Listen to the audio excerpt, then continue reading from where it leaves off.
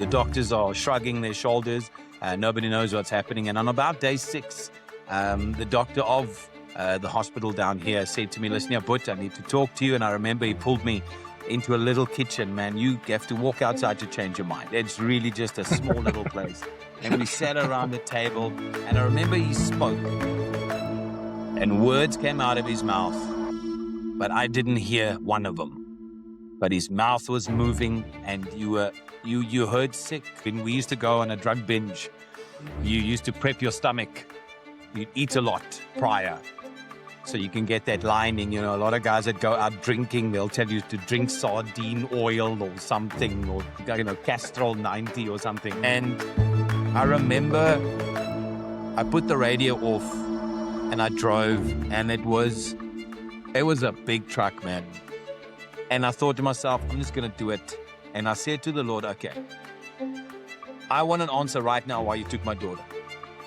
I don't want a feather on a roof. I don't want a pigeon flying over the road. Or, some people say, I thought about my daughter and a feather came to. I don't want that. You're going to tell me right now. I'm going to take my car and I'm going to drive it right in front of this truck.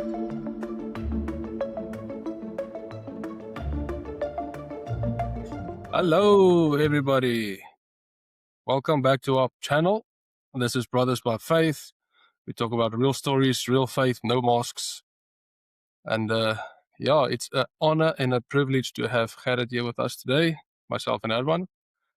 And I know I've said it before, but buckle up for this one. I think it's time we all buckle up in life, my man. It's time, my brother. It's time. Here we go. Erwan? Gerrit, if you maybe want to just tell the audience who you are, tell a bit about your backstory, about your testimony of where you were, what happened, where you are now. And we're very excited to hear what you have to share with us today. My brother, I think we all have a story, and I say it many a days that it doesn't make you special if something happens to you in life. I think a lot of us wants to feel that it makes you special, but it doesn't. But it's what we do with that. It's what makes it special. So I'm a radio presenter and have been for the last 12 years. I've been an artist performing all over South Africa. I've been a professional MC majority of my life. It's like when you fix a washing machine, then you fix everybody's washing machines in the entire family. So when people found out I could talk and be funny, I became the MC like nationally for all the family. But with that comes a lot of things. And being raised in a family, dad's been married 5 times, a bit abusive through his life, so you never knew true. In Afrikaans, hulle koester in die liefde, that hugging of everything. And but I grew up with Christ. I grew up with a grand that taught me everything I need to know, and my dad that puts you in church and all that kind of stuff. But I think one of the bad things for me was that I never found the first love. If someone gives their heart to the Lord now and they repent and they do all the things, they have that first love. They bubble. They just want to tell everybody about Christ. And I grew up with it. I knew my verses still today, Psalm 91:23, and we were fed it. But with that, I never had a proper introduction, I think, to Jesus more than anything else. Became a drug addict when I was 15 years old. I carried that for about 5-6 years. Substance abuse, you can go into alcohol and all that kind of stuff. But through my life, you kind of center around a lot of stuff. You grow up, and what happened was it kind of centered around you got a job and you fixed all this stuff. And if people used to ask me, how did you get out of drugs? I always used to say my grand's prayers, because my gran was that one person that taught me. She didn't teach me Christianity. She taught me Jesus.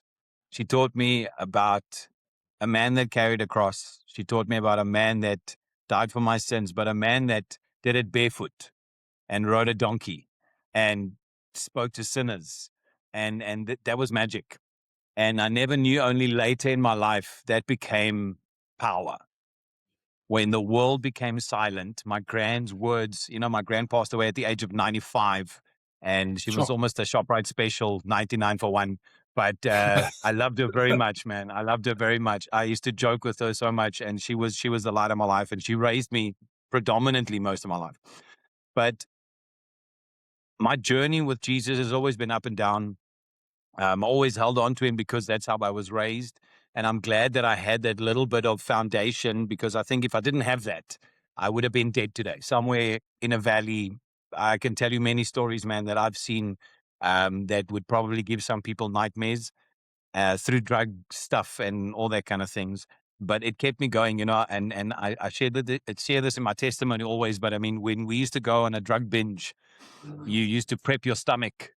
You'd eat a lot prior, so you can get that lining. A lot of guys that go out drinking, they'll tell you to drink sardine oil or something, or Castrol 90 or something, just to line your stomach out before you hit the booze, and I used to do that. So we used to eat well before that. And I remember I used to pray for my food. And they used to laugh at me because, I mean, you're sitting in England back then and you're sitting with a lot of sinners. I mean, God is not always there with them as it is in South Africa. We still get raised. You still see a Bible in hotel rooms where you don't see it there. You still hear people talk about Christ. And they used to laugh at me. And I remember I said to the one day, I said to the guy, he said to me, why are you praying for your food? And I said to him, but if I don't do this, I'm lost. And if I look back now, that was the only time I spoke to Jesus, was when I prayed for my food before I went on a drug binge, which is very a weird paradox of Lord, bless my food before I destroy my body for the next 5-6 days. It was a very weird thing, but it was the foundation that I grew up with and the respect that I still had a bit of Christ. And I went through that in my entire life, and I hid it from a lot of people, man. That and alcohol abuse, I hid well. But my big change in life, and I think it came through when I started doing entertainment. By the grace of God, I made quite a good name for myself as the funny man, as the funny guy. A guy gets on stage and entertains. I mean, the biggest crowd I've ever had in front of me at a festival was 44,000 people. It is hair-raisingly amazing. Yeah, no, dude, you fart small farts when you get outside on that stage, my boo. I promise you that.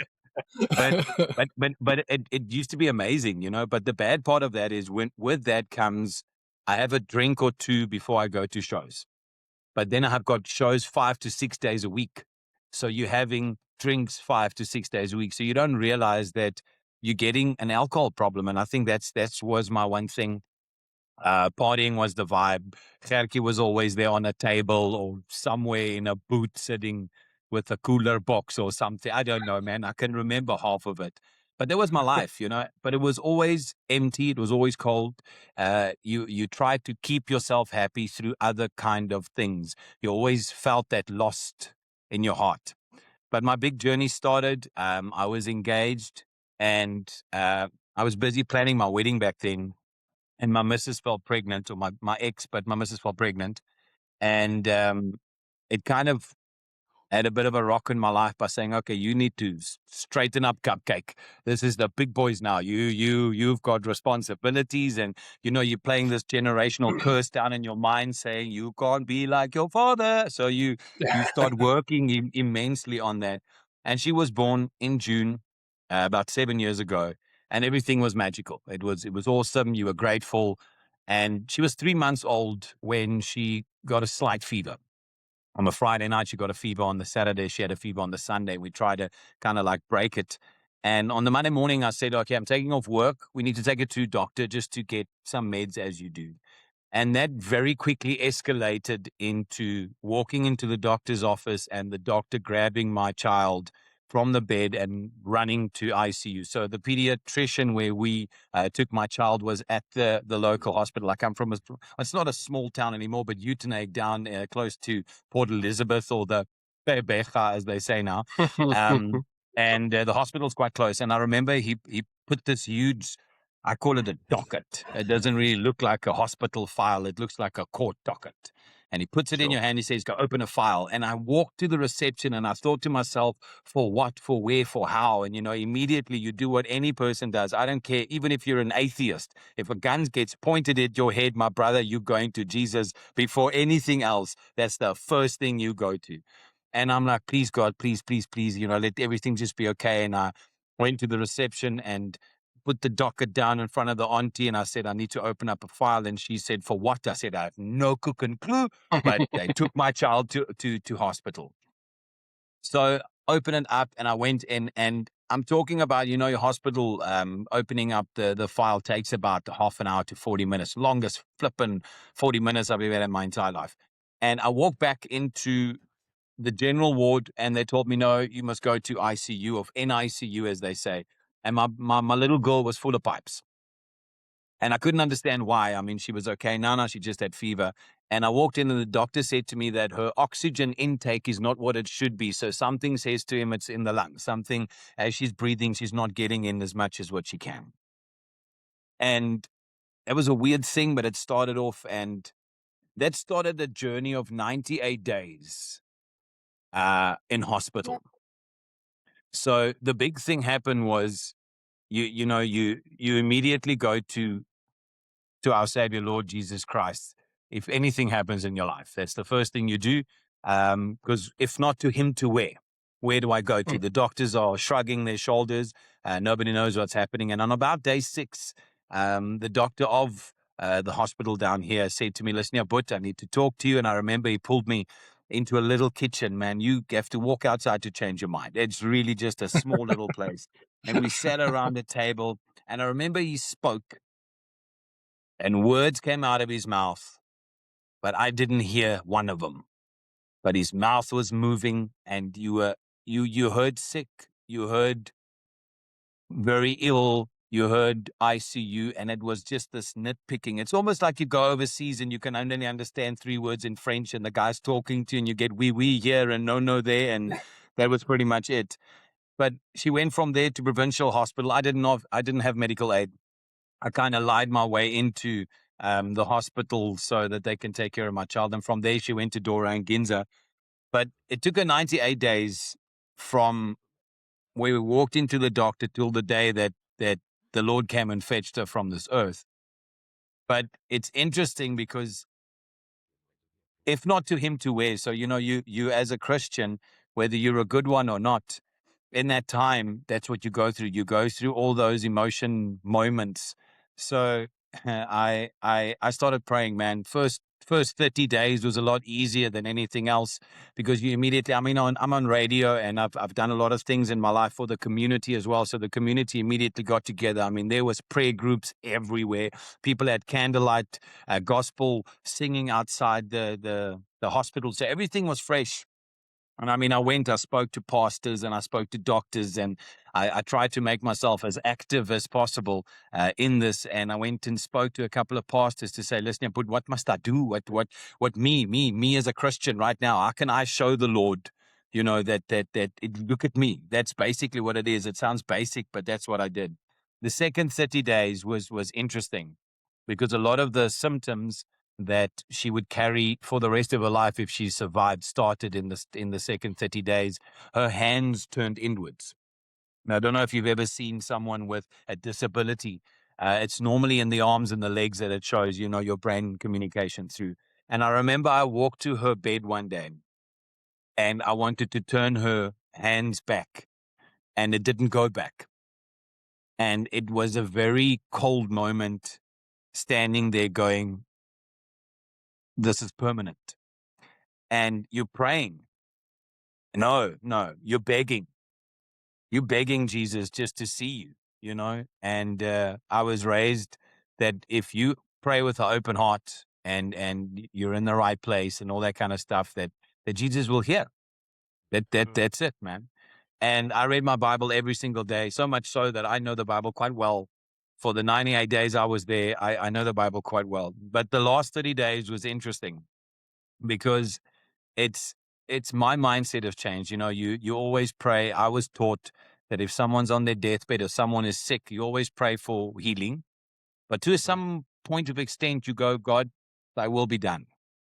You might pray that person here and God wants to fetch him. You might, for your softness of heart, God is keeping him on earth and he maybe wants him to give him his angel wings in heaven. You don't know.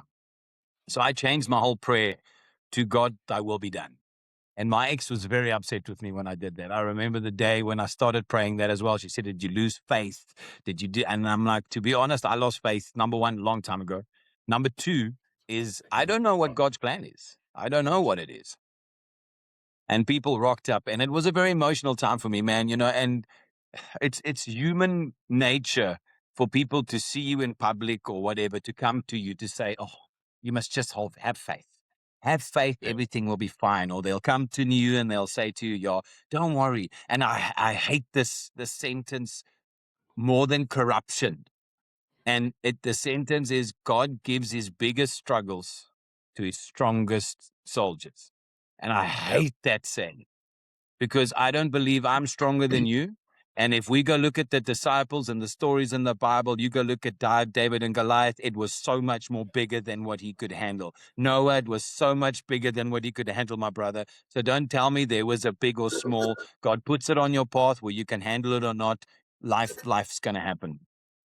But I kept faith. I really did. And I remember the one day the doctor came to me and he said to me, Mr. De Jager, I've got some bad news, but your daughter's got brain damage. And I laughed him in his face. And he looked at me weird and he said, why are you laughing? I said, because you say so. My God doesn't say so. You say so. And he looked at me, kind of shrugged it off. And that's where I was in my faith. But slowly but surely, it became less, not because God wasn't there, but because I couldn't understand a godly plan with a human mind. And I think a lot of times that's the biggest problem that we have, is we try and understand a godly plan with a human mind. My daughter passed away, and on the 14th of Jan, and I was lost, man. I was absolutely lost. I remember I drove home and I had this thought in my mind, where am I going tomorrow? Where am I driving to tomorrow? Because for the last 98 days, if I woke up in the morning, I would drive to my little girl. And when the doctors would chase me out at nighttime, then I would drive back home and I would eat a garage pie and I would go to bed and I would wake up the next morning and I would drive to my little girl. And that was it. And I drove home and I felt very lost and I was upset. And I always said I was never angry at the Lord. Never. Who am I to be angry at the Creator? But I was very disappointed. Because while I was in the hospital bed or in the hospital room, I read about the miracles. I read in Mark, John, you can go the miracles, Lazarus, the blind man, the lame man. It was all these things, and it was easy for them. It was a question. It was just done and set and matched. And I was confused. And I remember that I drove home, and fauna and flora would hate me, because I cut down every tree that was in my garden with a chainsaw, my man. It dropped, it looked like a cartoon movie. I think the people behind me had thought there was a cocaine-infused beaver in my yard and there was just trees collapsing. I didn't cut down my avo trees. They are still standing very proudly in my yard. But I cut down and I was so upset. And I remember I fell down and I cried, man. I bawled my eyes out. And my dad phoned me and he said to me, "But can make a turn, man." And I said, "Okay, lekker." And I came through, and as all families do, they've got the minister there. They always phone the dominee. Dominee moet nou kom kyk nou. He must come talk. Because, they've always got all the answers. And I walked in and he came to me and obviously, very sorry to hear. And I said, no, that's fine. And when he wanted to start to talk to me about Christ, I said to him, not today. It's not against the Lord, but not today. My ears are locked out for a lot of things, not today. And that started my journey, because I think that it gave me a very big testimony, but that was a very big knock. Both of you guys are dads, and it's a completely different responsibility that opens up. You put your own hobbies aside for your kids. You put your own savings aside for your kids. Daddy, I always say my PlayStation 5 is lying on the bed sleeping now. She went to bed 7:45 last night, after this night. I've been wanting one for how long, my man? But I just can't get one because she needs shoes. And it's fine. It's okay, and that started my journey. But that also took me away from a lot of things, because I started drinking heavily. So when that happened, went a bit off the rails, and then Uncle Cyril Ramaphosa did the worst thing he could do to me. Maybe it was a good thing. He locked me up in my house for 3 months, basically. And now I'm sitting in my home. I couldn't go nowhere, with my own thoughts that I haven't gone through yet with the death of my daughter. And I sat in this house. Oaks, suicide was a decision away. I promise you, it was loud. I've got very, very high case of ADHD, and there was voices screaming at me, and it was silent. And one day I was smokkling booze from everywhere I could. Not the garage pineapple beer, though. I must admit, I will not drink. I do not want to be poisoned. So my bro. So we had all these different avenues from Oaks phone, like, bro, got 2 bottles of wine coming from Thornhill. Are you interested? You know, no, and you'll drive and you'll get it. And I kept myself busy. And I remember when the restrictions started dampering, and because I worked for radio, they gave us a media pass, and I used that for everything, man. I drove everywhere. If they asked me, media, it's just to get outside the house. And I remember I got a job because I did insurance claims. I did it in Fort Beaufort. And from me to there, it's about 2.5, 3 hours drive. But you have to go through a lot of valleys, and we call it the Kai cuttings and Willievankop Pass. A lot. If a truck breaks down there, you 6 hours. You're in a waiting. It's a very narrow road. Sure. And I remember I went past Cookhouse, and there's long stretches, man. And Lee Bryce brought a CD out. And I love my country, man. I'm a country artist myself. I love country music. And this Oak is singing about the love that he's lost in his life. I'm chunking like a woman at a Foschini sale. I'm bawling my eyes out, my brew, and I'm singing Only Dogs Can Hear Me. And as I'm driving, my mind says to me, it's too much, you know, all that kind of stuff. There's a truck coming, just go in front of it. And everything will stop. And it was a weird analogy, because every time someone would speak about death or something like that, you'd normally go, yeah, it's stupid. It's a stupid thought. But in that moment, it made sense. In that moment, it almost told you that would stop everything. It would stop whatever you're feeling right now. You don't have to go through anything. And it was weird. It was very weird. It was an eerie feeling. And I almost...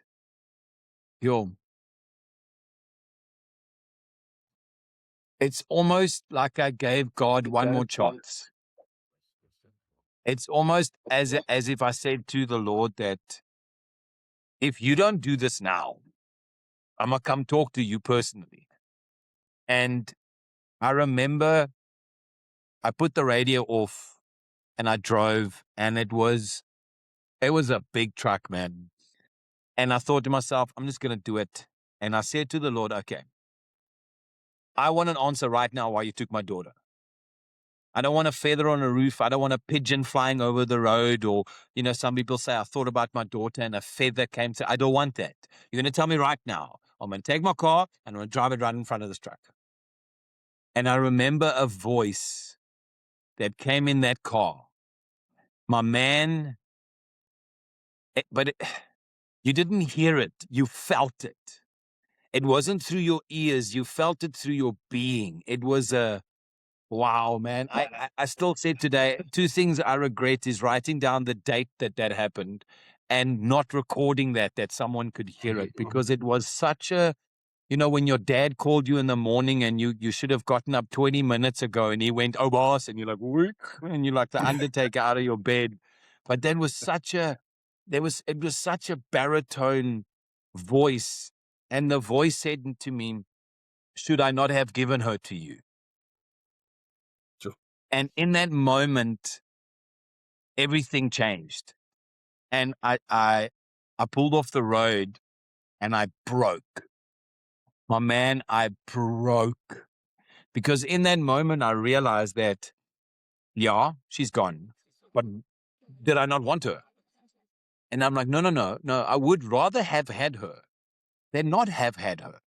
Whether I've had her for 7 months on this earth and she made me a father, and she was one of the most beautiful things I've ever seen in my entire life. But that's what God gave me. And that day I said to the Lord, okay, I'm done fighting now. because I would rather have had her than not have had her. And the weirdest thing about it, I'm disappointed in the Lord that He took her, but I'm happy in the Lord that He gave her to me. So it was a very weird rock in a hard place kind of vibe. And I remember I went home, and just prior to that as well, I went and I laid on my floor in my bedroom, and I said to the Lord, I've got nothing to say to you, but I'm going to lay you on the floor. I'm asleep now at your feet, but I've got nothing to say to you. And that day I drove home and I came home and I prayed. No, I just talked. I always said people should say this. Don't say you pray. You don't pray. You talk to the Lord. There's a difference. People make pray like it's a business thing. You talk to the Lord. And I came and I talked to the Lord, and it was a very big shift in my life, because it's almost like God gave me a conscience that day.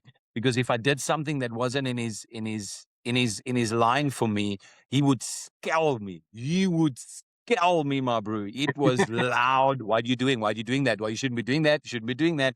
And that came into my life. But slowly but surely, over the next 6 years, it became a struggle with me and the Lord. I won't say a struggle, but I didn't hear always and stuff like that. But the moment that I let go of the earthly mad emotions that I had, God could start working with me.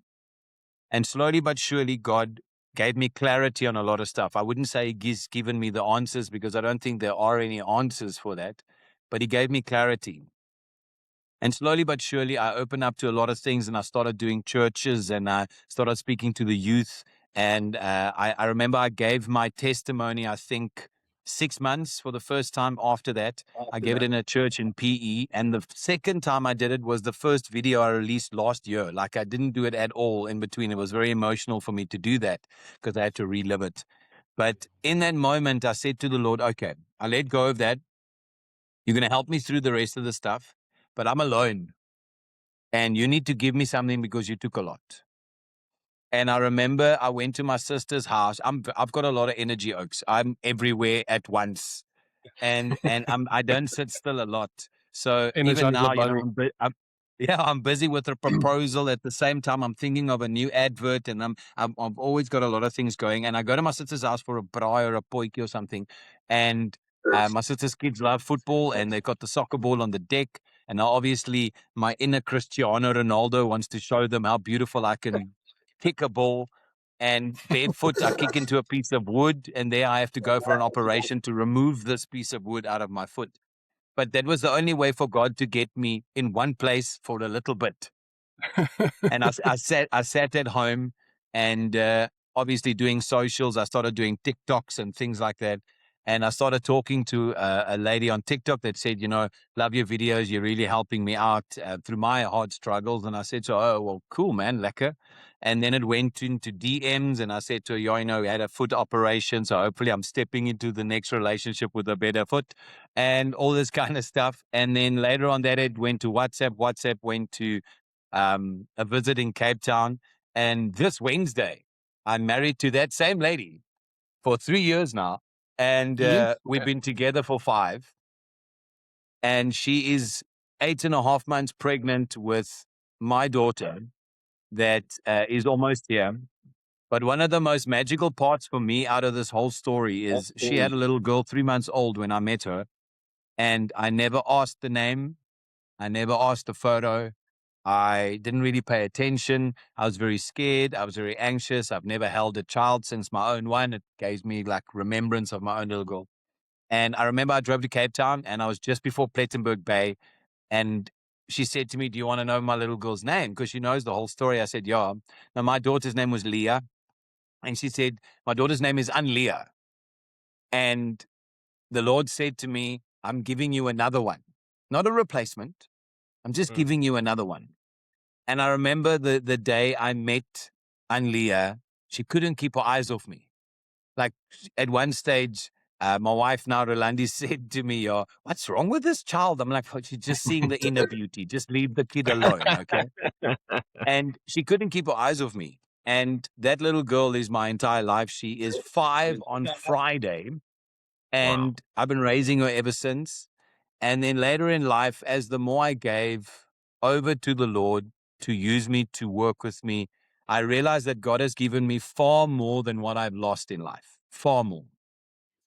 And I appreciate that. So going back to the story and what I found through this, because a lot of times when I give my testimony, it sounds that I'm still not happy with the decisions that God put me through. This is my analogy of this whole thing. Life will always life. Doesn't matter what happens in life, life will always life. Somebody will kick you in your shin, somebody gets robbed, you get in a car accident, you make stupid decisions. You pick to go through this ugly, sinful life with or without Christ. Could God have saved my little girl? Maybe. Did God make her sick to save my soul and so many others? Maybe. I don't know. But the moment that I accept the Lord as my Savior, I have to have the faith that He knows better. Would my little girl, with the little immune that she had, because that's what's her problem, survived COVID? No, she wouldn't have had. She wouldn't have probably had a much worse time during COVID because she had no immune system. Would she have been in a car accident that I was not too long after that? And would she pass away? Maybe. I don't know. But I can't keep on questioning why, what, and hows if life would just life. And this is going to sound very, and you said, no masks, no. What makes me more special than a lady that gets raped by 7 guys and they blame Christ for that? What's different to someone that has a head-on-head collision and that happens the same thing? We all have questions in life. Life will always life. It says it in the Bible. The world is full of sin. Satan is running free. I mean, we can see it in everything from the Epstein files that they release today to the music and movies that they make. But we pick to go through that with or without Christ. So I realized through this entire journey that my life, whatever reason it was, it happened, but it saved my soul and so many others. It made me read my Bible, gave me a testimony of note. Will I have some questions for the Lord when I get to heaven? 100%. 100%. I plan on going under the olive trees and sitting down with my Lord and Savior. And I know that He's going to give me peace because He's given me a lot of peace about this. But for me to go and always look, because it's funny, if good things happen to us, we never blame Christ for it. We just, we're lucky or something happens. But as soon as something bad happens, we're so quickly to turn around and say, can't believe the Lord let it happen. Can't believe the Lord let me have a flat tire on a Monday morning on the way to the meeting, not knowing He saved you from a head-on-head collision just down the street.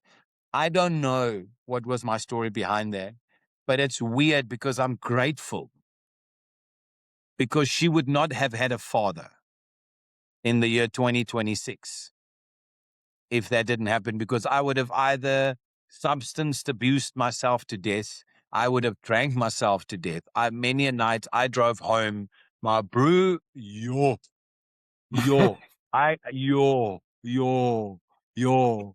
So I honest to God think that the moment that God gave it to me, she was never mine.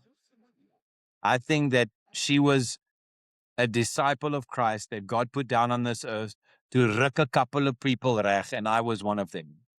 So either I can look at this whole thing as that, or I can look at that and say that God used me in that time almost as a testimony, the same way He used a lot of people, and I'm grateful for it. And again, as I say, there's a lot of people who say to me, man, you don't know what I mean, and I also lost a child and whatnot, and this is just for me.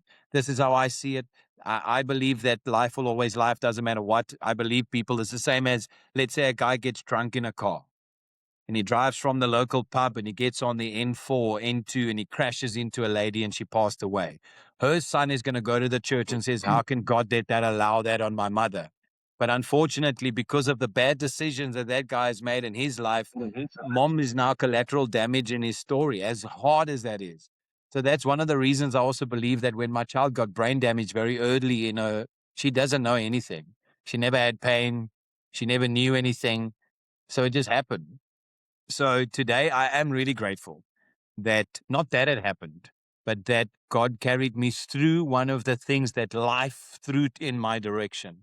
And today I am part of Rugby Players for Jesus, that we go around and we give testimonies all over. I'm part of a brand new online Christian TV shows that we are going to produce now. And it wouldn't have happened if that didn't happen. I didn't make peace with the Lord. I gave over, stopped fighting. And I said to the Lord, you know what? I'm here. I'll talk if you give me the platform somewhere. And it changed my life, man. I'm not even in entertainment anymore. I do shows here and there, but a lot cleaner. I haven't drunk in a year. I stopped smoking, a 21-year addiction on weed for a long time.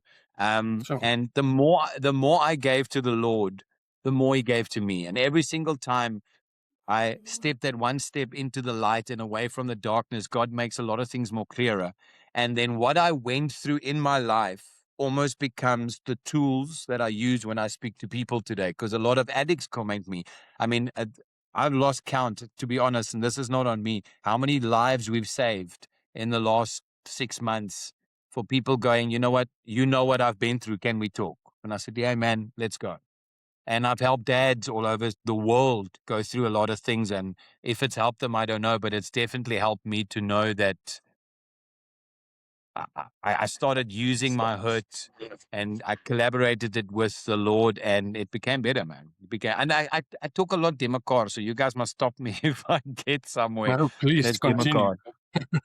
But yeah, man, that's the story in a nutshell, man. And now, yeah, like I say, I stopped doing a lot of things. You know, when I stopped drinking, God started showing me where I shouldn't be. In entertainment, a lot of times, I still remember I went to a function in PE by a client that used to give me a lot of work, man. It was a corporate client. I don't even want to say, but corporate client.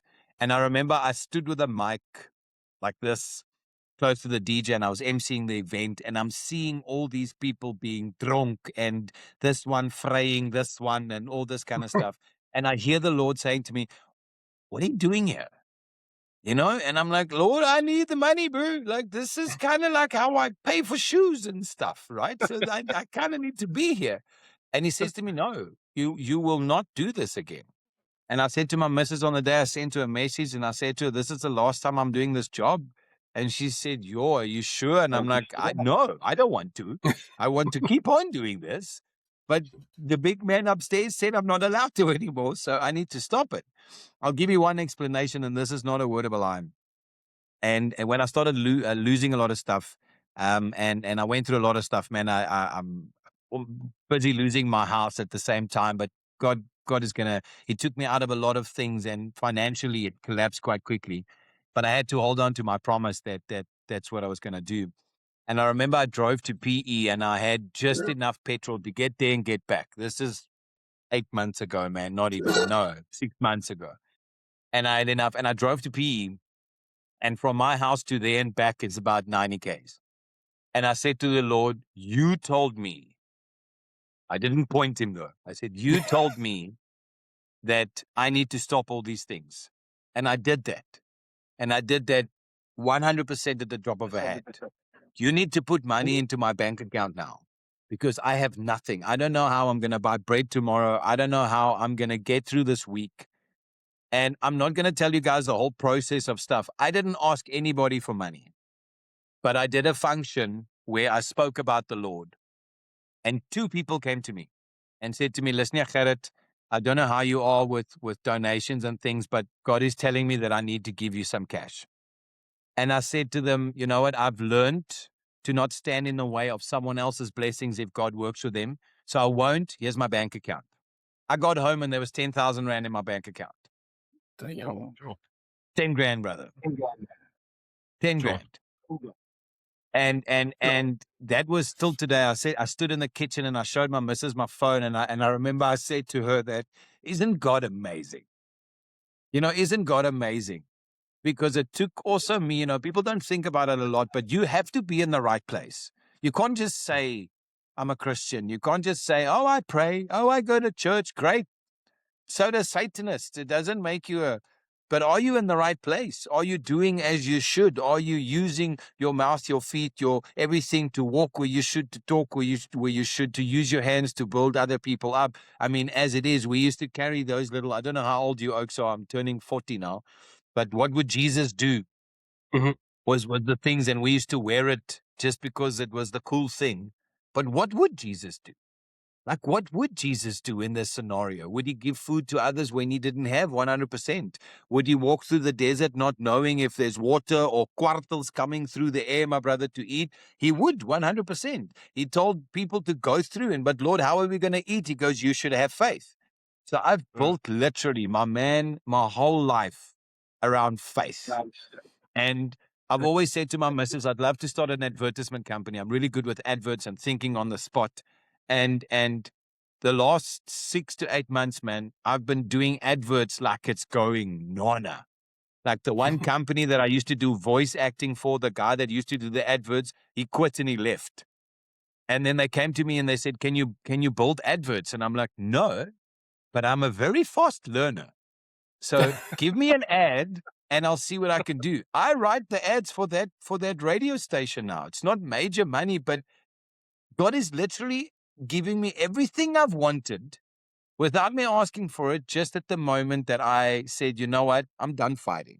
I'll do my bit and I'll carry on. And guys, by the grace of God, man, I can't believe 6 years ago I would laugh in your face if you started telling me that. But God is amazing, my man. He is. It's super special. I always say on my gospel show as well, he's the only superhero that really has ever walked on this earth. Ever. Because everybody does things. That's superpowers, man. To 10,000 Rand in my bank account. Yo, man, I'd love to have that power. Yo, I'd be clapping my fingers like crazy, my bro. We'd be doing this podcast from Bora Bora, from an island right now, if I can promise you. But yeah, man, it's been a journey, Oaks. But yeah, I must be honest, it hasn't been the easiest of roads for me even after that. But I'm glad I did it, and I'm glad I'm here talking to you guys about it, because it shows a lot of things that have changed, Yeah. Listen, Sure. yes, I could sit and listen to you all day, because I said to Ruan as well, we're in a place now where we want to surround ourselves with people like you. I don't want to sit at the braai in someone's backyard with a bottle of brandy next to me, and then I don't know how we're going to get home and I have 2 kids in the car. I don't want to be that person. 100%. I don't want to be that Mm. person. I want to surround myself with people like you. And I mean, Stop it. your testimony, man. Yes, it's so powerful, and I think, I mean, God bless you for sharing it. It's Thanks, never man. easy to share these things, but man, I honestly think God is working in your life, and the people that you're going to reach without even knowing it, and building His kingdom without anything glorifying your name, but everything glorifying His name is, dude, it's something to look up to. It really is. It really But is, it is also especially for us. something that I had to. Sorry, but it is something that I had to learn off. Is the ego thing. Mm. It's that was the big thing as well, because we do you know who I am? Weet jy wie's ek? Yeah. That was a thing, yeah. And what you say now, in God's name, not in mine. It was a big thing for me, because I always used to build my career to see how far I could get my name. So my name could be recognized as far as possible. If someone said my name in Joburg, I need to know them to know who it is. And that changed. That really, like you said now, it changed, man. Now I don't care. I don't have a name, my man. I'm a Pick n Pay special.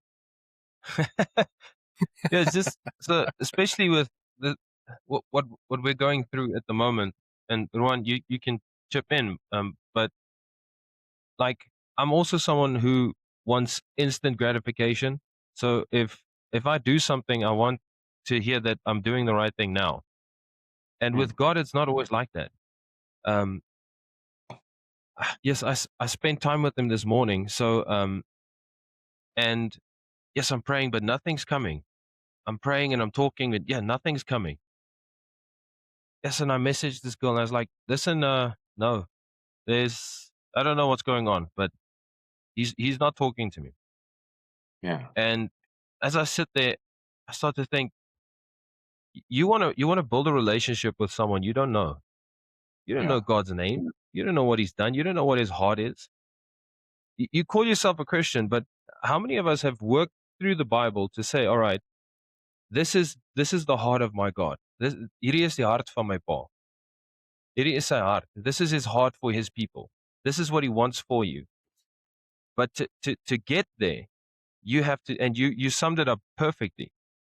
You have to give, and he will give back. The more Yeah. you give to him, the more he will give back.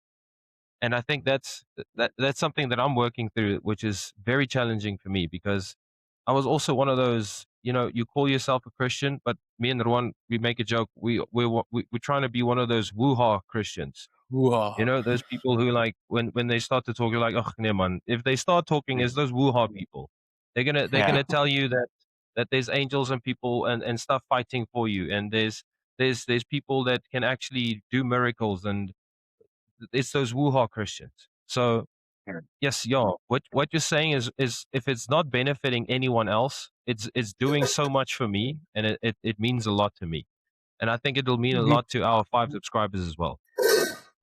I saw this morning. It's only 4. My mom's got 2 profiles. I haven't subscribed yet, so we'll get that 5 tonight, boys. We will, and I'll get my wife. We'll get 6. You don't Yes. mess around, yeah, my bro. But remember one thing, my guy. When one thing I've learned through this time, and I've worked heavily in public with the Lord's things the last while. Somewhere there's an ear that hears it. And you should never worry about a number or who or what, and that's one of the problems, and I'm going to say it, and people must forgive me, but that's one of the problems I have with church today as well, is because they worry about the numbers and not the impact. They worry about the collections of money more than what they do the message. And that's what it is. The right person will hear it. If you do it with a righteous heart and with God in your mind and your heart, my brother, that message, I promise you, ask me from my social media, you'll get a message out of Saudi Arabia for someone saying to me, listen, yeah, can we talk? I'm crying, man. I need you. And I'm like, yeah. And I listen to him, and he's saying, I watched your testimony. I'm like, in Saudi Arabia? But it's crazy, but it took me a long time to get there. So don't think about that, dude. And remember, now you're doing this because God puts us on your path. Not a lot of guys speak about Christ these days, my brother. People always say that, and I hate this. I shouldn't hate, but I do hate a little bit now and then. But people always say that men have weaknesses. We shouldn't be weak. Your dad, raised you as well. You shouldn't be weak.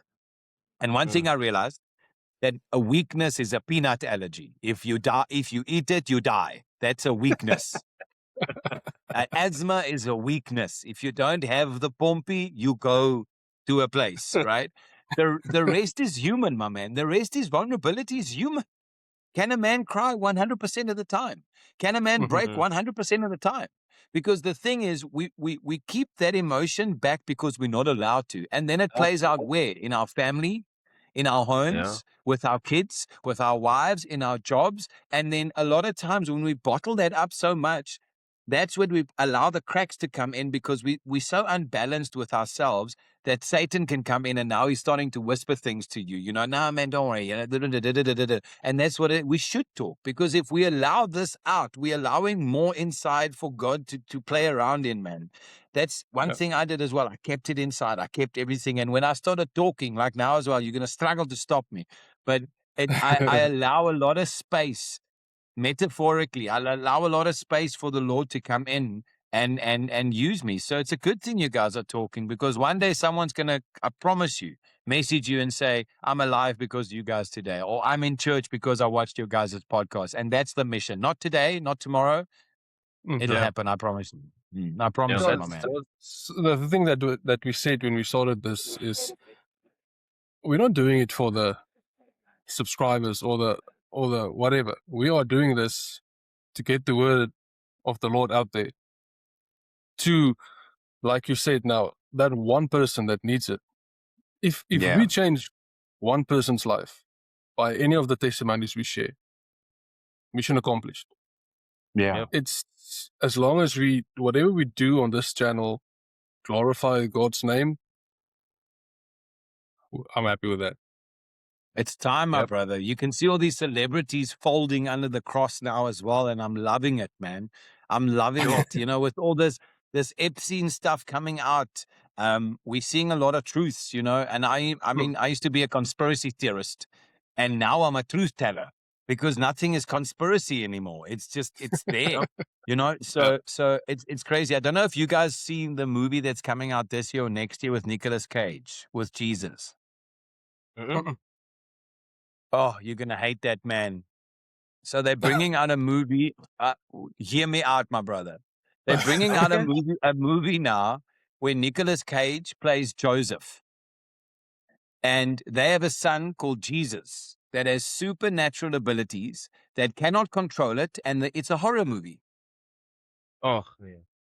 What? Hey? Yeah, and Joseph got it. Yeah. When Nicolas Cage did the movie, he was randomly attacked by a swarm of bees. Well, it's not random. I know that. Like, Yeah, the Lord said, no. you go, you sort him out there. Yeah. But I promise you, that's where the world is today. So a platform like this is amazing because the people are, as long as we keep it truthful, man. Guys, it's time to talk Jesus, man. It's not time to preach. It's time to talk Jesus because we all have felt his presence. And some days it's just Satan that, hoe sê hulle in Afrikaans, hy beswadder jou. You know, and it's time, man. Dude, the kids today, they don't even hear it. It's the same as me and my missus. We watched Shrek. We're on the Shrek train in our house with our little one now, which is good because I'm a Shrek fan, so I'm okay.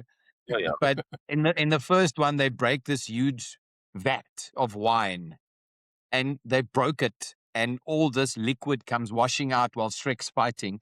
And my little one says, "Ooh, Papa, kyk hoe mors hulle die Coke." And then. Right? And then I look at my missus and I'm like, she's never seen alcohol. My Yeah. little one has never seen alcohol. She's never seen her father drunk or her mother drunk. She's never seen me have a drink or anything like that. And I felt so proud, my man, I could lift this house with my pinky toe. Yes. And that's what Jesus did. That's what Jesus did. I'm saving my own daughter from getting the right things in her life today as a fundamental beginning because I listened to the Lord.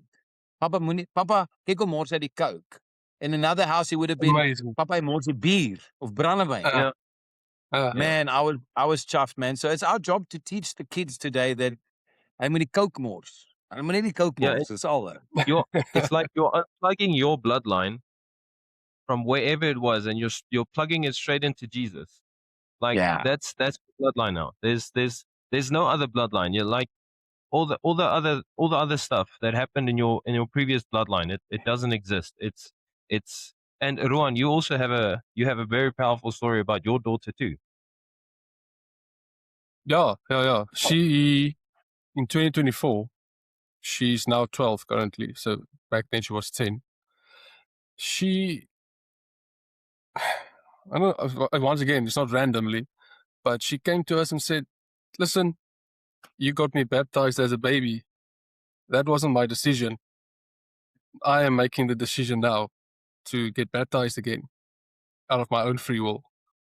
I'm like, bro, jy's 10. But yeah, so that happened, and we were Wow. working through the whole thing, and then last year, 9 November, my daughter, my son, which is now 1, my wife and myself, we all got baptized on the same day. Wow. Yeah, and Wow. let me tell you, that was amazing. Of course, yes, my Yeah. man. But again, Yeah. one decision of a child gave you a memory with a family for the rest of your life. It changed Definitely. 4 people with 1 person becoming vocal. Yeah. And it was a Wow. 10-year-old. But a proud moment, Dad. A Yeah, proud yeah, moment, yeah. Dad. Yeah, very much. Yeah, and I him, think swell. it's heavily on my heart these days. Obviously, us having young, Ruan's kid's like 12 years old, but my oldest one is 5 now. She's turning 6 in December. But we have so many adults with kids that age where you see the dad and you see him wanting to be a dad, but he's still superly involved with the world. He's consumed by the world. He's not filled with Jesus. And I mean, I feel like screaming in their faces and asking them to just wake up do you realize how bad this can turn out? Because all these testimonies that I've been listening to the last 6-7 months, all of their testimonies, all the bad things started when they were kids. And me and Yeah. my friend we were talking about it at school. Sorry, I'm a teacher. So we said, like, it's like the devil's coming for our kids. Yeah. Everything 100%. and everywhere. Mm. Everything with the kids. It's not even a secret. It's out there. I mean, I saw But it's in their you spoke plan. about- It's in Yeah, they've no, literally written in their plan. Yeah. for sure. So you spoke about the Nicolas Cage movie. I watched the trailer. Love watching movie trailers when the Super Bowl stuff come out. Yeah. So the Minions are making a new movie where they blatantly have a ritual, a satanic ritual, to summon demons to act in their movie. Wow. It's there. They are in cloaks. They open a law book and they summon this demon with candles and everything around them. It's literally a kids movie. Because it's Showing okay kids. because it's a cartoon. Yep. It's okay There we because go. it's a cartoon. Yeah. And now you get those tannies in the church who say, "No, ma, if you look for the devil everywhere, you're gonna find him. Nee, tannie, you don't have to should. look for him. He's there. You should. He's there." You should. That is should. what This is else. why my wife kicked me out of the house and sent me to the garage because I'm screaming. Dude, can I ask you one thing there? Do you know, as according to me, with my studies I did, when was the first time Illuminati was ever seen in a comic book or in a cartoon on TV? No. 1950. 1950. 1950. There was a Donald Duck episode, and you can go Google this, Donald Duck Illuminati, for all the other 4 people that subscribe. Now, so Donald Duck, Donald Duck Illuminati doctor's office. He sits on the bed, you can watch it, and the doctor does his inspection. If you pause it, you've got that thing against the wall that's got the A, Z, what that you have to close your eyes and it goes smaller. The It whole says thing, there, stuff. listen, if you read it down, listen to the Illuminati. 1950s, my brother. Oh, man. 1950s. 1950s. You can go check it out. Go Google it. Please go check it out. It is crazy. I went into the whole Disney conspiracy theorist thing with Illuminati. Dude, God can be my witness. I was contacted by Illuminati South Africa. I was sent forms. Yeah. Don't look at me South like this. Africa. No, they've got branches, my bro. They've got branches. Yeah, I was at my mom's house back then. I was between properties. I say properties like I owned them, but I rent it. But between properties. And they send me the letters. They want 3 days of my life. They want me to see them for 3 days. Yeah. And the way I went and looked back on it, what is that? Not David Blaine. Wat is hy ander dude se naam? Wat ook Chris he Angel. meets Jesus. No, is it Blaine? It's not Chris Angel. There was another Dynamo. Oh, So Dynamo, yeah, his friend that was in high school with him actually came out and said Dynamo was a nerdy dude, never did anything, and he disappeared for 3 days. And when he came back, he could do magic. And I saw that by chance after I got all these forms, and I'm like, 3 days, you say? And then eventually through the times, they take you through a ritual where they break you down. You spit the body of Christ. You spit on the Bible. They take you in a ritual. They swear everything down on you. And then from there, they do something. It's in the paper, man. I never kept it. I thrilled. I put my PC off. They contacted me through Facebook. Not a word of a lie, my man. And it says on there that's got politicians, entertainers, blah, blah, blah. You know there's a Satanist church in Cape Town, right? Yeah, I've heard about that one. Yeah, there's a couple of them. They're registered businesses in South Africa, my man. Registered. Yes. There's this. I can't remember. I keep forgetting the guy's name. But there's a big Satanist. He's got this big sword cross Yeah, tattoo. no, on his exactly the head. one you're talking about, yeah. Rian. I'm gonna butcher his Ek name. wil amper But vir sê anyway, Rian, hoor.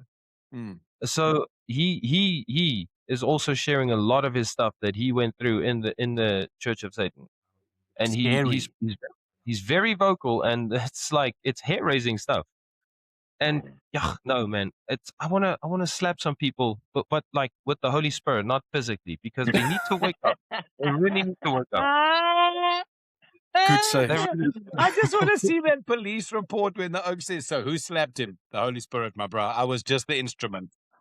I was hands in my pocket. Hands in my pocket.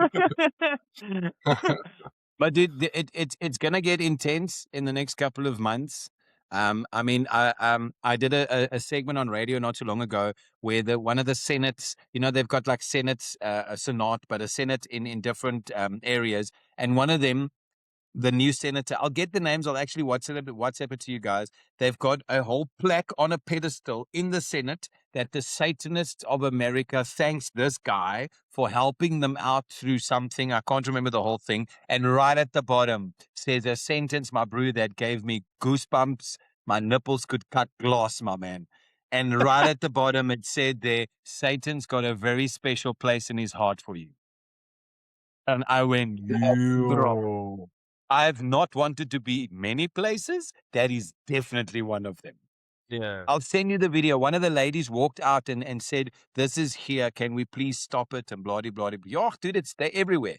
They're everywhere. It's there. And the same as what people say to me. The other day I said on socials, I need new series to watch. And I don't watch a lot of them, but I need it. And somebody said, Lucifer. And I'm like, I won't watch Lucifer. It's of Satan, And then this one lady sent a WhatsApp in, no, it's not so bad. It's blah, blah, blah. And I actually took her WhatsApp and I said, that's the problem. The world for too long has gone, no, it's not Satan. No, it's not. It's fine. You can do that. And subliminally, it's been messing up our society, man. And now, I mean, there's a book that in a Texas school they handed out where Satan teaches a kid how to play baseball. The kid struggles, then you page through, and then it says, you must do this, and he helps him out, and at the end, he helps him out to aim, and he hits the ball, and Satan walks away. He goes, thanks, Satan. He goes, no, it's a big problem. No worries. I'm here to help. Dude, it's crazy. I'll send you guys a video as well. There's now in the UK, in schools, they're busy forcing a lot of the Christians to fit in and be part of community, to pray Muslim. It's the same thing now, and all of it. They're not aiming to get unity. They're aiming to break Christianity. That's it. Yeah. They're aiming to break the one thing. Because people always ask, why do they always aim Christianity? Because that's the truth, the way, and the like, my brother. That's it. There's only one. Yeah. We walk through fire, we walk through doubt. Smiles on the surface, storms inside out. Lost some battles, learned some truth. Found our way back when we follow you. We're remasked now, standing in the light. Two broken stories, one new life. From the dark to grace, we testify. Brothers by faith, this is our cry. Outro, real stories, real faith, no disguise.